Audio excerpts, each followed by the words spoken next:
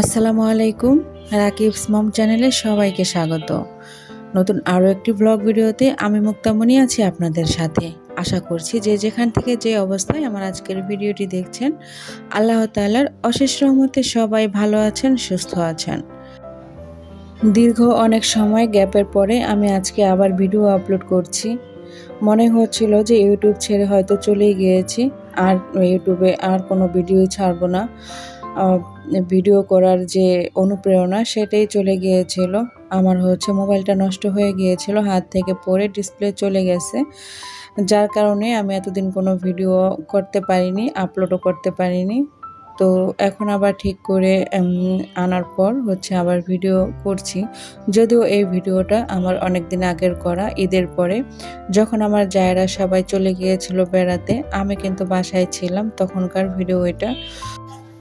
তো এই ভিডিওটা আমি সকাল থেকেই শুরু করেছি।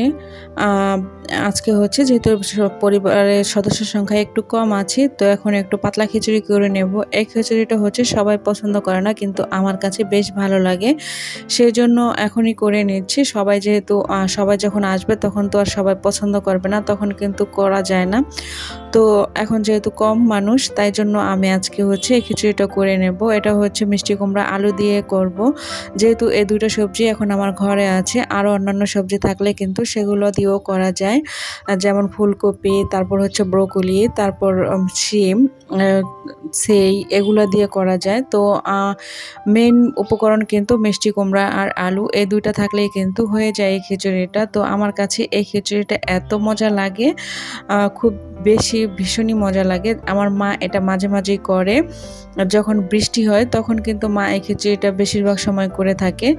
তো এজন্য আজকে আমি আমার মাকে একটু ফলো করার চেষ্টা করছি, যদিও বা মায়ের মতো হবে কিনা জানি না। তো চেষ্টা তো করতেই পারি। আর সেই জন্য এখানে চাল ডাল ধুয়ে মিষ্টি কুমড়া আলু সমস্ত কিছু কেটে ধুয়ে নিয়েছি।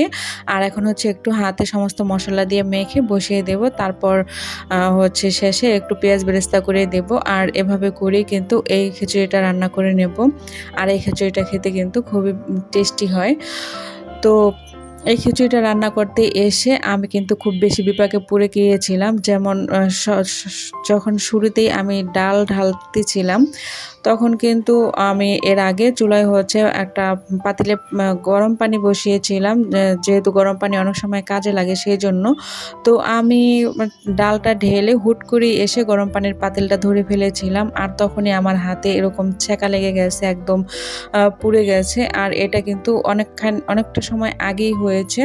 তখন যখন এই কাজটা হয়েছিল, তখন আমি একবার ওষুধটা দিয়ে তারপর অনেকটা সময় রেস্ট নিয়ে একটু জ্বলা যখন কমেছে, তখন আমি আবার আলু, মিষ্টি কুমড়া, পেঁয়াজ এগুলো কেটে কুটে তারপর মাখিয়ে খিচুড়িটা বসিয়েছি। এখন কিন্তু আবার অনেকটা জ্বলা শুরু হয়েছে, তাই ভাবলাম এখন আবার ওষুধটা লাগিয়ে নেই।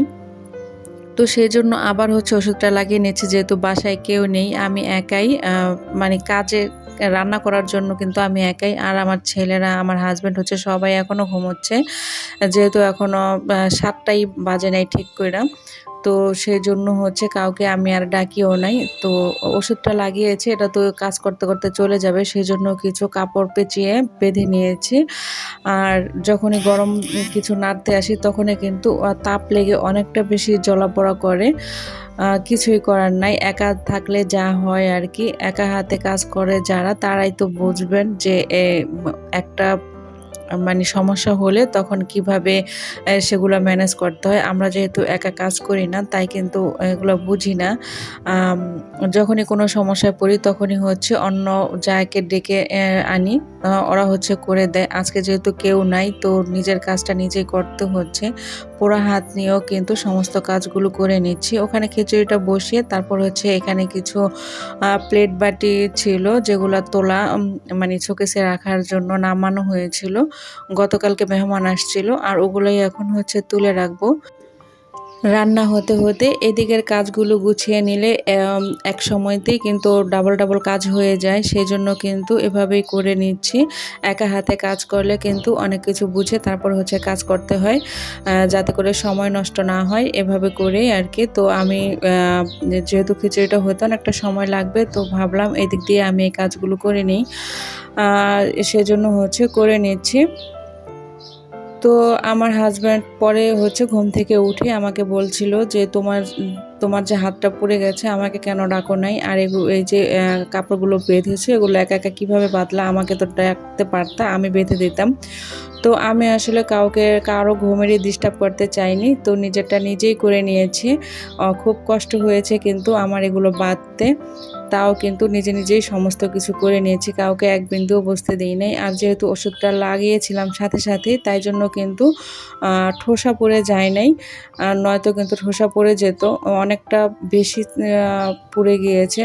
যখন হচ্ছে আমার এই পোড়াটা পুড়েছিল তখনই আমি বুঝতে পেরেছিলাম যে এটা কতটা ক্ষত হয়েছে, কিন্তু দেখতে কিন্তু একদমই বোঝা যাচ্ছিল না। তো যাই হোক, কিছু তো আর করার নাই, এভাবে করেই হচ্ছে আমাদের মেয়েদের সমস্ত কিছু ম্যানেজ করে তারপর হচ্ছে চলতে হয়। আর এইদিকে আমার খিচুড়িটা এখন রান্না প্রায় শেষ পর্যায়ে, তাই জন্য হচ্ছে আমি ধনিয়া পাতা দিয়ে দিচ্ছি। ধনিয়া পাতা দিয়ে কিন্তু এখন খিচুড়িটা কমপ্লিট করে নেব। এখন হচ্ছে বাচ্চাদেরকে ডেকে নেব। রাকিবের কিন্তু স্কুল খুলে গিয়েছে, তো ওর হচ্ছে সকাল 8টার দিকে বের হবে বাসা থেকে। তো এই জন্য হচ্ছে ওর জন্য আর আমার জন্য হচ্ছে এখানে খিচুড়িটা বেড়ে নেব দুইজনের জন্য 2 প্লেটে। তো ও ডেকে দিয়েছি, ও উঠে খেয়ে নেবে আর আমিও এখন খেয়ে নেব। আর বাকি সদস্যরা হচ্ছে যখন ঘুম থেকে উঠবে তখনই খাবে। তো এজন্য হচ্ছে বেড়ে রাখলাম, একটু একটু ঠান্ডা হবে যাতে করে ওরা উঠে খেতে পারে। তো এইদিকে হচ্ছে এই যে গরম ধোয়া ওঠা খিচুড়িটা দেখতেও সুন্দর এবং এটা খেতেও ভীষণই মজা। তবে দুঃখের বিষয় হচ্ছে একটাই, যে আমি হাত দিয়ে খেতে পারি নাই, আমাকে চামচ দিয়ে খেতে হয়েছে। আমি কিন্তু হাত দিয়ে খেতেই বেশি পছন্দ করি সমস্ত খাবার।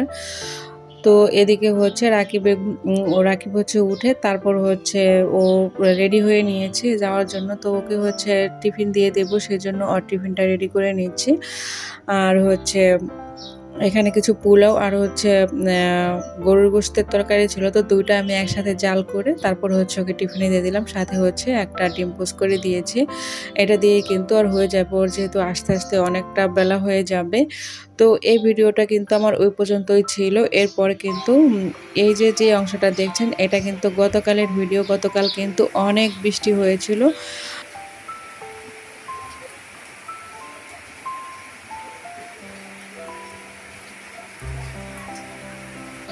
বলা যায় বাংলা বছরের প্রথম বৃষ্টি এইটা, বৈশাখ মাসের কিন্তু এটাই প্রথম বৃষ্টি ছিল। ও আচ্ছা, আপনাদেরকে তো বাংলা বছরের শুভেচ্ছা জানানো হয় নাই। সবাইকে শুভ নববর্ষ। বৃষ্টি দেখলে আমার আনমনা মনটা কিন্তু ফুরফুরা হয়ে যায়। আমার মতো কেউ কি আছেন নাকি এরকম, যার নাকি এই বৃষ্টি দেখলে মন ফুরফুরা হয়ে যায়? চাইলে কিন্তু ছোট্ট একটা কমেন্ট করে জানিয়ে যেতে পারেন। আর এই যে আমার সঙ্গী হিসেবে কিন্তু এই পাখিগুলোই আমার সাথে যোগ হয়েছে, ওরাও কিন্তু বৃষ্টিতে ভিজে একদম জড়োসড়ো হয়ে আছে। আর এই যে দেখেন, উনি কিন্তু বৃষ্টিতে ভিজে একদম কাতর হয়ে আছে, আর এখানে কিন্তু সে বসে আছে। কোথায় যাবে কি করবে কিছুই খুঁজে পাচ্ছে না। আর আমার কাছে দেখতে এত বেশি ভালো লাগছিল, আবার মায়াও হচ্ছিল যে কি অসহায় রে বাবা, ওদের হচ্ছে বৃষ্টি হলে কোথাও যাওয়ার জায়গা থাকে না। তো আমি একটু সুযোগ দিয়ে চলে গিয়েছিলাম তখন, যাতে করে ওরা একটু ভালোভাবে রেস্ট নিতে পারে। সেই জন্য নতুন বছরের সবার দিনগুলো খুব ভালো যাক এই কামনায় আরও একবার বাংলা নববর্ষের শুভেচ্ছা জানিয়ে আজকের ভিডিও থেকে বিদায় নিচ্ছি। সবাই ভালো থাকবেন। আল্লাহ হাফেজ। আসসালামু আলাইকুম।